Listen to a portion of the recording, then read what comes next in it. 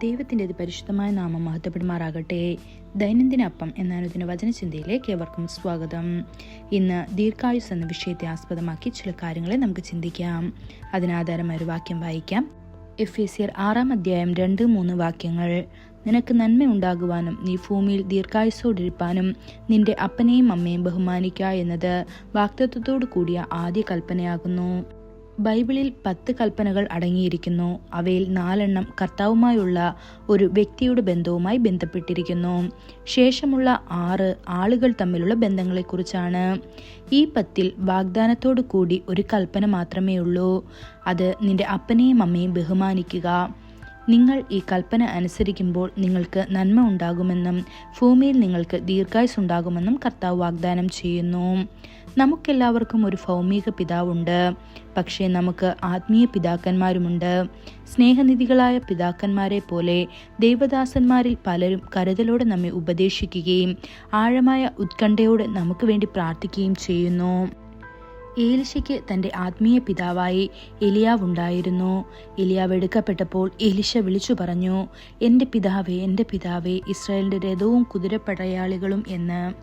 അതുപോലെ ശമൂവേൽ ദാവീദിനൊരു ആത്മീയ പിതാവായിരുന്നു.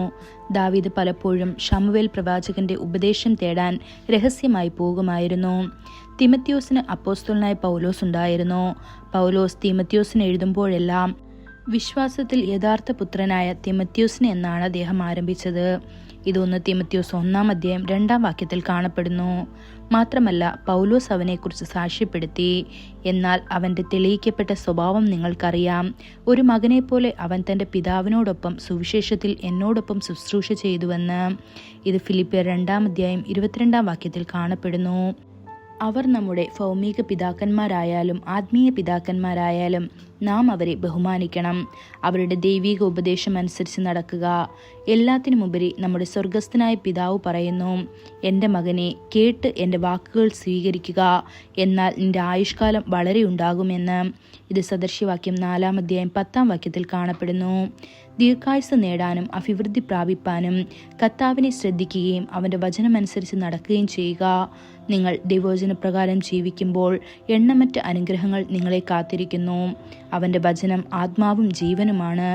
അവൻ്റെ വചനം വിശ്വസിച്ച് അതനുസരിച്ച് ജീവിക്കുന്നവന് നിത്യജീവൻ ലഭിക്കും. മാത്രമല്ല, കർത്താവിൻ്റെ നാമത്താൽ തന്നെ ജീവൻ ദീർഘമാകുന്നു.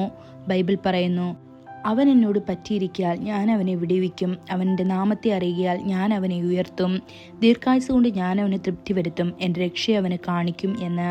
ഇത് സങ്കീർത്തനം 91:14-16 വാക്യങ്ങളിൽ കാണപ്പെടുന്നു. ദൈവമക്കളെ, ബൈബിളിൽ പറഞ്ഞിരിക്കുന്ന തത്വങ്ങൾ പിന്തുടരുക. നല്ല ആരോഗ്യത്തോടെയും ശാരീരിക ശക്തിയോടെയും നിങ്ങളുടെ ആത്മാവിൽ സന്തോഷത്തോടെയും ദീർഘവും ഫലപ്രദവുമായ ജീവിതം ആസ്വദിക്കുക. അതിനായി ദൈവം നമ്മെ ഓരോരുത്തരെ സഹായിക്കുമാറാകട്ടെ. കൂടുതൽ ധ്യാനത്തിനുള്ള വാക്യം സദൃശ്യവാക്യങ്ങൾ 9:11 വാക്യം. ഞാൻ മുഖാന്തരം നിന്റെ നാളുകൾ പെരുകും, നിനക്ക് ദീർഘായുസ്സുണ്ടാകും. ഇന്നത്തെ ബൈബിൾ വായന: രാവിലെ യെശയ്യാവ് 5-6 അധ്യായങ്ങൾ, വൈകുന്നേരം എഫേസ്യർ 1 അധ്യായം. ആമേൻ.